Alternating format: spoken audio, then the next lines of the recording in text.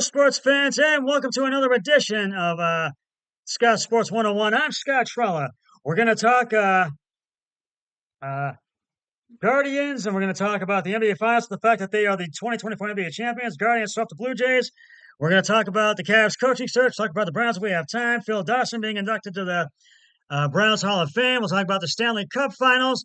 We'll do my player of the week, and we'll talk about the passing of a baseball legend, Willie Mays. We'll talk about that. But first, here is today's Scott Sports 101 trivia question.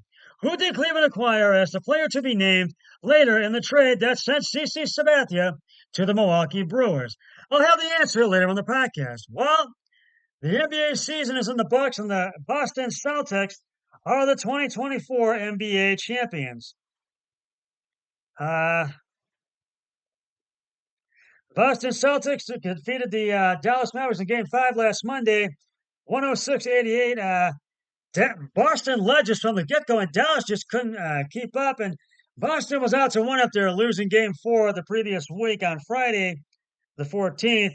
And boy, Boston just dominated from the start, and they never let up, and Dallas never led once in this game. But they did cut it close, but it was not close enough. Jaylen Brown was the MVP of the series, and he really dominated, and he had just a great night in general, and he really put up a lot of big numbers. He deserves it, and so the Boston Celtics are the 2024 NBA champions, and we're gonna move on to the Cavs right now, as their coaching search has been the main headline of their off season so far, and it is beginning to really heat up. After firing JB Bickerstaff last month, President of Baseball Operations Kobe Altman said that the team would take its time with the search, and he held true to that. However, Altman and the organization have seemed to have seemed to narrow the search down to finalists. And it is, according to ESPN's Brian Windhorst, the Cavs have interviewed Pelicans assistant coach James Borrego and Warriors assistant Kenny Atkinson last week as the finalists for their head coaching vacancy. Borrego was interviewed Tuesday, 6 days ago, while Atkinson was interviewed later in the week. And the Cavs must come to a decision with the NBA draft coming up in just a few short days. Windhorst also reported that Borrego is back at the forefront of the Lakers head coaching search, given the fact that UConn's Dan Hurley declined LA's offer to become their next head coach.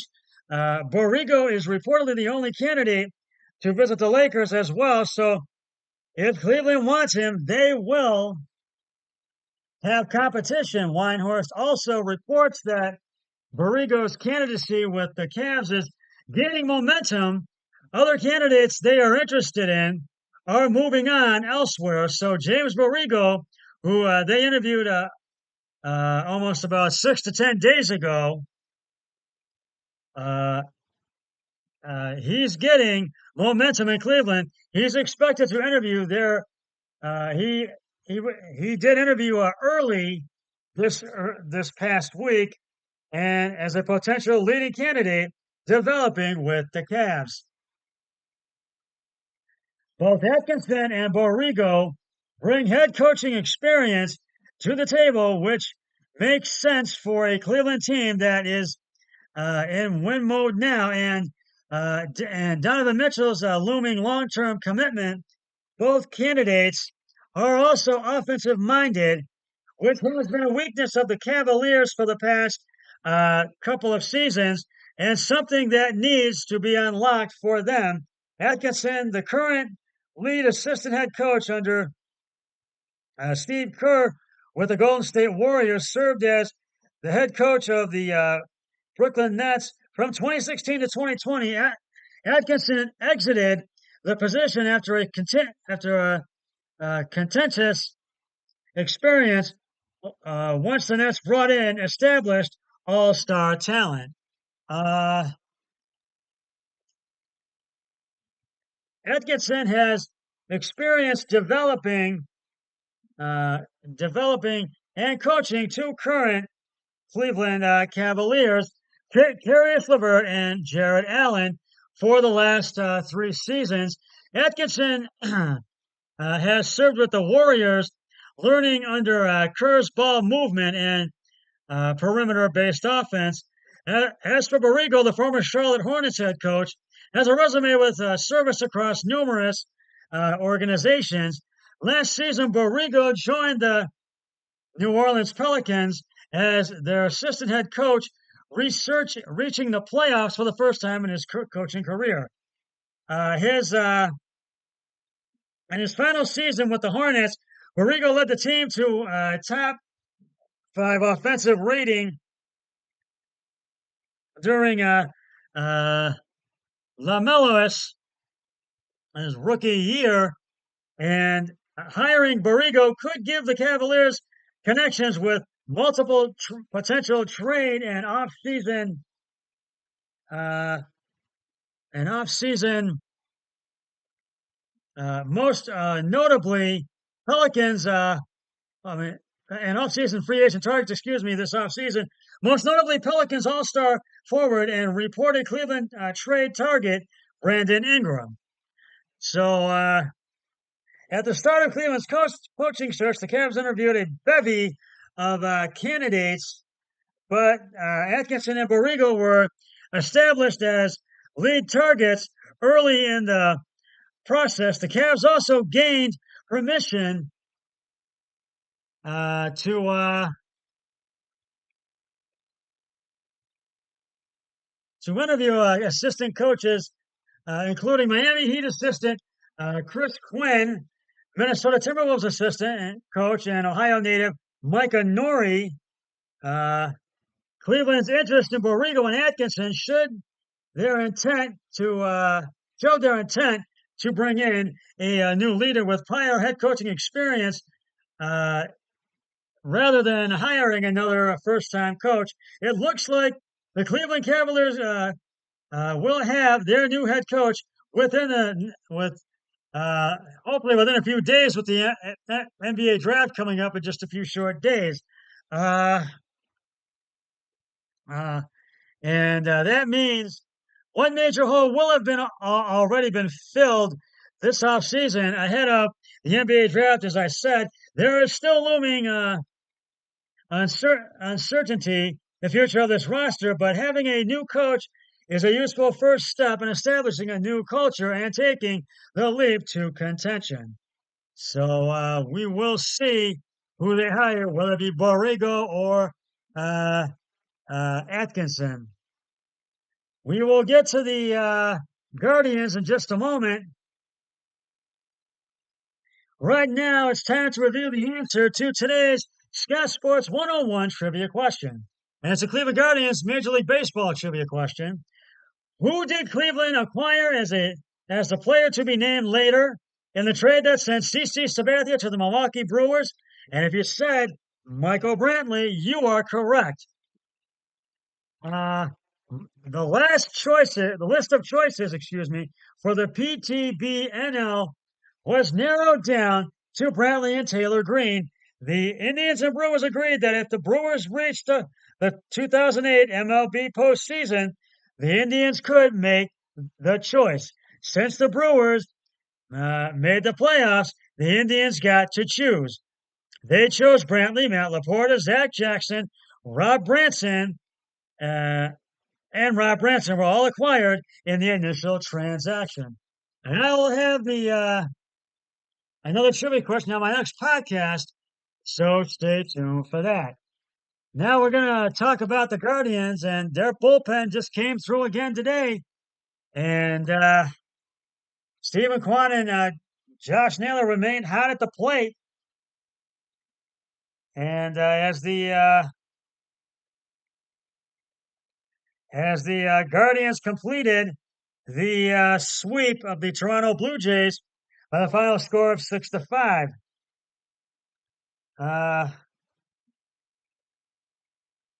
And it was a reinforced both starting pitchers from the game by the third inning Sunday at Progressive Field, and that played right into the Guardians' hands as their leading bullpen took over in a 6-5 win against Toronto.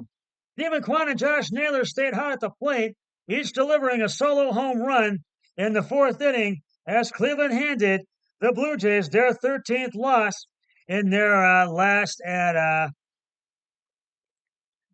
18 head-to-head meetings since 2019. Cleveland has won 5 straight games. It marked the first time in Kwan's career that he has homered in back-to-back games, now batting .390 with a 1,023 OPS on base plus slugging. Kwan has a new career high with 7 home runs, has homered in 3 of his last 5 games, has hit safely in 16 of his last 17. Guardians manager Stephen Vogt said his leadoff hitter is not missing when pitchers make mistakes. He got some mistakes this series and didn't miss them. Vogt said, we've talked about that with Kwan.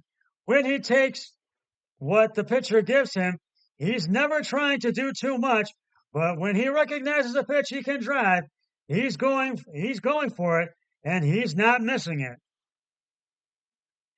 Josh Naylor totaled 6 bases, tying his career high with his 20th home run in his last 7 games. Naylor is slugging .759 with 3 home runs and 8 RBI. Kwan told reporters afterward that Cleveland's dugout feeds off Naylor's energy on the field.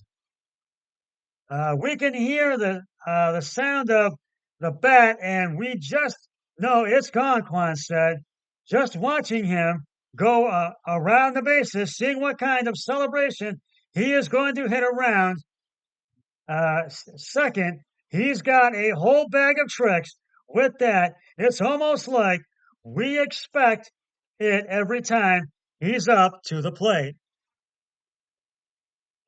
Rain delayed the game for 40 minutes in the bottom of the third, with Cleveland threatening to score against Toronto starter UC Colucci. When play resumed, the Guardians turned a 1-run deficit into a 4-3 lead.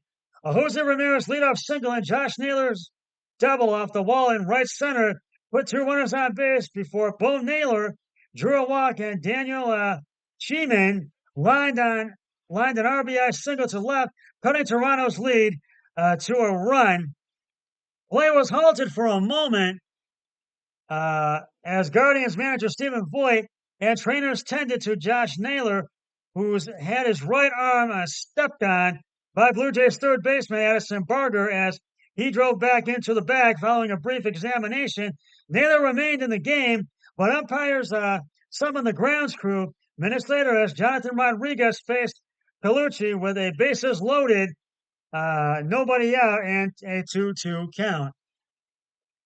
When the game resumed, Rodriguez took a sinker from Toronto reliever Zach Pop for a ball and then fouled out 4 straight pitches before Pop's 3-2 sinker missed at the bottom of the zone, forcing Cleveland's 4th run with a walk. The 10-pitch plate appearance stretched across a space of 45 minutes. Rodriguez had drawn a walk in each of his last 6 games. Rookie infielder Angel Martinez, playing his 2nd game since being promoted Wednesday, singled off Colucci on the 2nd for his first major league hit. He added a leadoff single on the 8th off Toronto's Chad Green. Boyd said it's rewarding when the coaching staff puts together a game plan on paper in the offseason and the players execute on it on the field. This is what we're striving for, taking shots early, understanding what pitches you can drive. Boyd said, "It's okay to swing and miss early, and it's all fun and games to say that, but then when the guys actually go and do it, and then they see the results, they see the fruits of that idea, people start buying in." Um, Toronto took a 2-run lead in the first inning on a mammoth blast by Vladimir Guerrero Jr. Off Cleveland started Tristan McKenzie into the bleachers with Spencer Horwitz aboard. Guerrero's home run traveled 436 feet. Cleveland got one of those runs back in the bottom of the inning on 3 consecutive 2-out singles by Ramirez, Josh Naylor, and David Fry. But Fry exited the game in the top of the third with a right elbow inflammation. According to the club. Horowitz extended Toronto's advantage with a solo shot off the foul pole in right field against McKenzie in the third. Later added a solo shot of Guardians reliever Darren McCoggan for his first career multi-homer game. McCoggan made his first appearance since joining the club Wednesday when Nick Sandlin went on the injured list, allowed 2 runs on 4 hits in 2 innings, including an RBI single to Barger in the 5th. But Tim Herron and Sam Hedges and Cade Smith combined for 3 scoreless frames and handed the ball over to Emmanuel Clase in the 9th. Clase allowed a walk and a 2-out single to Josh Turner before getting George Springer on a fielder's choice grounder for his 24th save, the most in the American League. Herons earned the win and his third of the year, while the loss went to Colucci. He drops to 4-7. Voigt called McCoggan's innings huge, despite allowing 2 runs. And now the Guardians will head on a 7-game road trip to Baltimore and Kansas City this week. Right-hander Tanner Bibee will be on the mound tomorrow night for Monday's series opener at Camden Yards against the Orioles, and lefty Cade Povich for the Orioles. And record of 0-1. First pitch at 6:35 Valley Sports, Ohio. You can also hear the game on the radio home of the Guardians, 100.7 WMMS. And there's not much Browns to talk about, but Deshaun Watson is ahead of schedule, and he's going to return. Hopefully, because it's going to be his make or break season, and we'll see how he does. And the Browns will play Dallas on Sunday, September 8th. Phil Dawson in week 2 will be inducted to the Browns Hall of Fame. The kicker had put up a lot of big numbers in his career with the Browns, and so we will see how things progress. And because we're a month from training camp and the preseason, right now we're going to talk about the Stanley Cup Finals. The series is tied at 3 as the Edmonton Oilers beat the Florida Panthers 5-1 last night.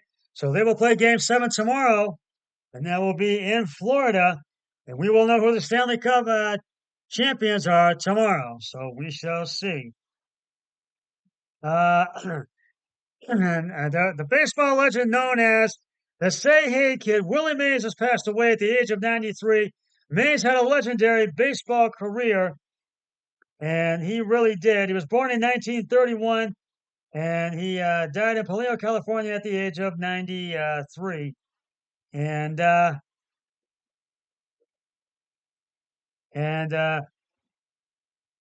Willie Mays was a spirited center fielder whose brilliance at the plate and at the plate, in the field, and on the base paths for the Giants led many to call him the greatest all-around player in baseball history. Died Tuesday, as I said, in Paleto, California at the age of 93. Larry Baer, the president and chief executive of the Giants, said Mays, the oldest living member of the Giants, Baseball Hall of Fame, died in an assisted living facility. Mays complied with extraordinary statistics in 22 National League seasons with the Giants in New York and San Francisco, and a brief return to New York with the Mets, preceded by time in the Negro Leagues. From 1948 to 1950, he hit 660 career home runs and had 3,293 hits and a 301 career batting average.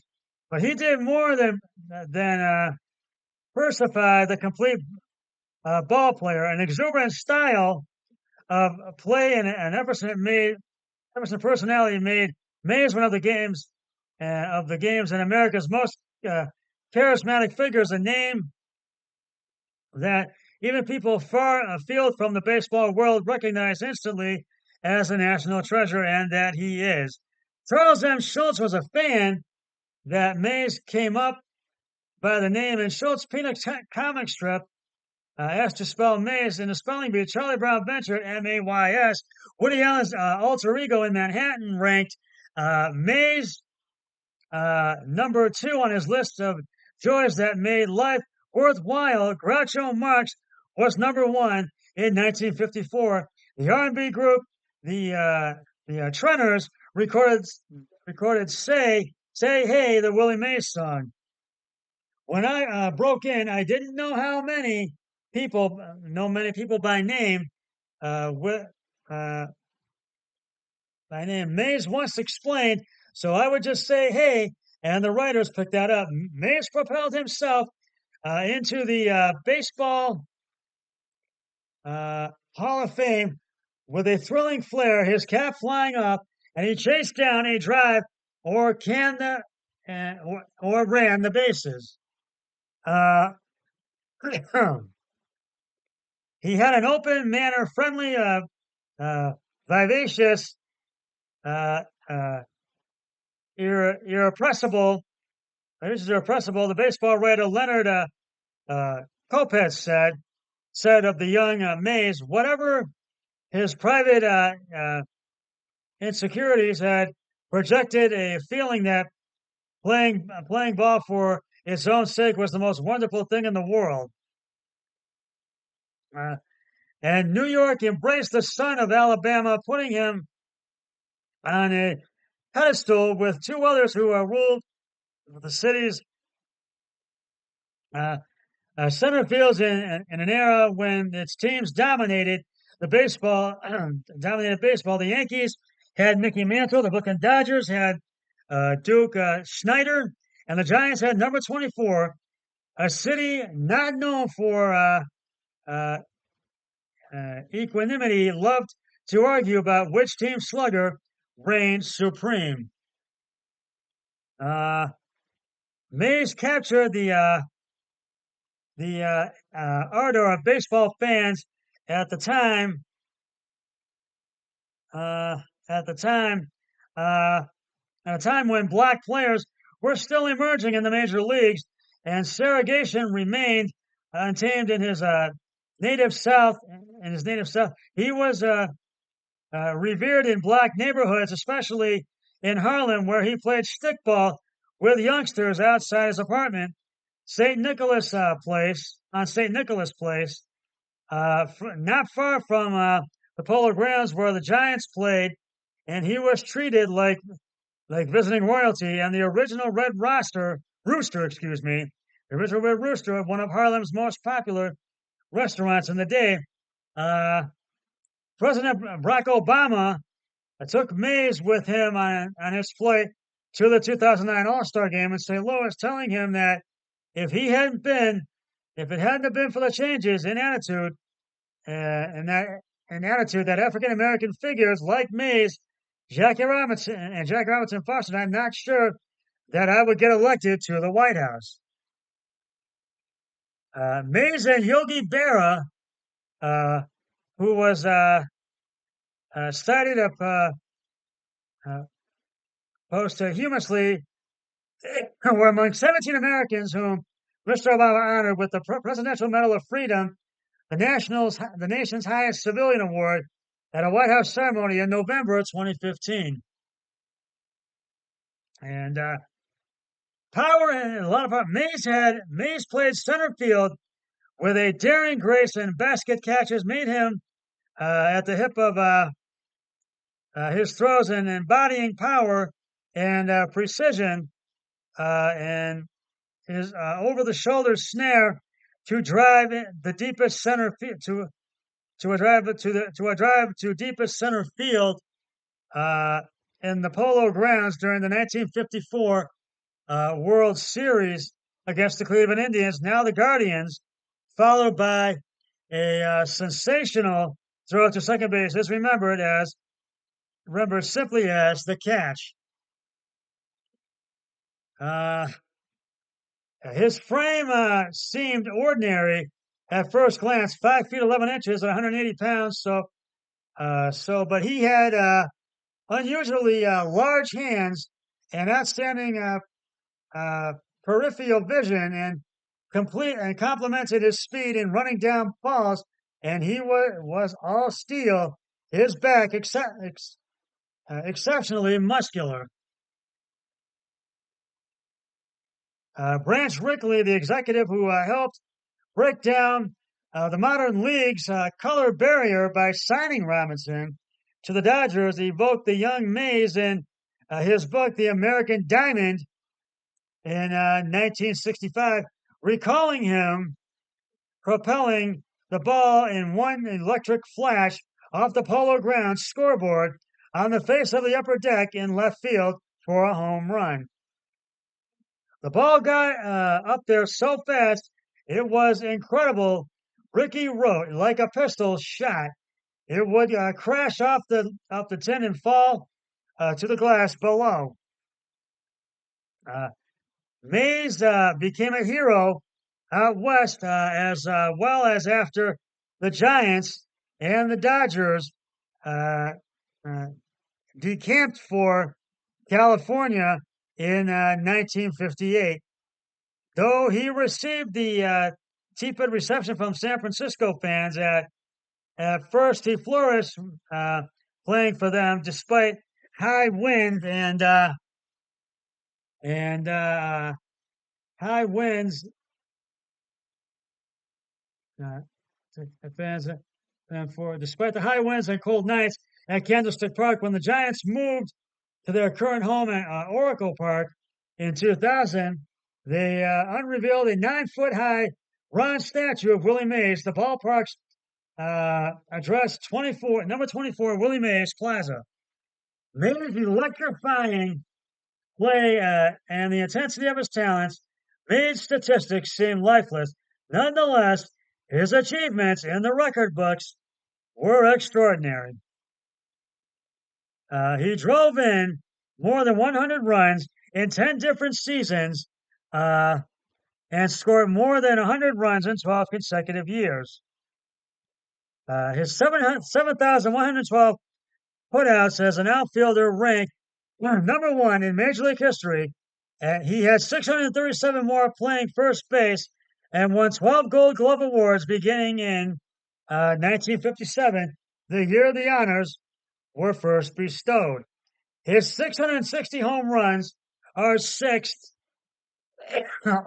all time, behind Barry Bonds' 762, Hank Aaron's 735, Babe Ruth's 714, Albert Pujols 703, and Alex Rodriguez 696.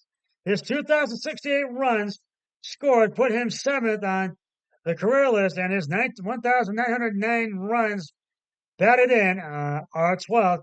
His 3,293 hits put him listed as number 13. He stole 338 bases at a time when the running game was not especially favored. He played in 150 games or more in 13 consecutive seasons.